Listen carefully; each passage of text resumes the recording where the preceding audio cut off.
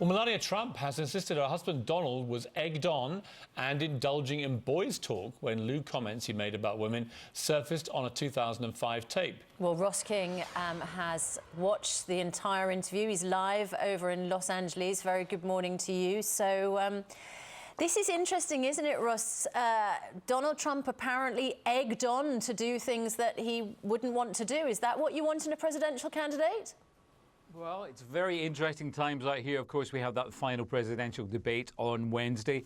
According to a lot of polls, Trump is behind. And, of course, he then got his wife, Melania, to go on camera, this time with Anderson Cooper of CNN.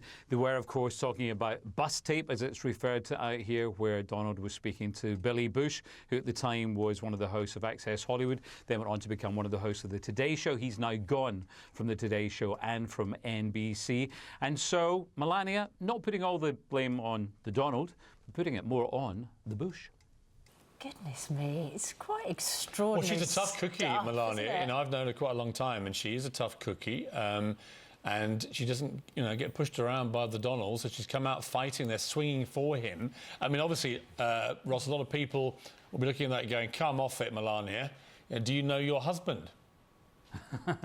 It's a very strange time out here, and of course you have a bit of inside knowledge there with the Trumps themselves. But out here, I mean, everyone is just thinking this is the most bizarre election ever.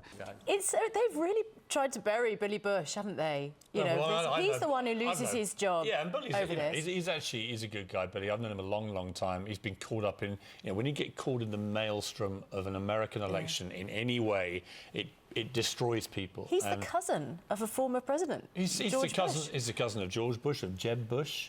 And who would have thought that the Bush that would actually end up getting kicked out in all this was poor old Billy.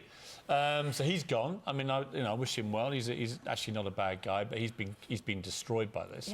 Meanwhile, Trump continues. There's very little evidence that his actual core voters give a damn about any of these allegations, and so it powers on with Trump positioning himself as the outsider against the media, the establishment, the conspiracies, and he's already saying, "Look, if I lose, it's rigged." He can't really lose, can he?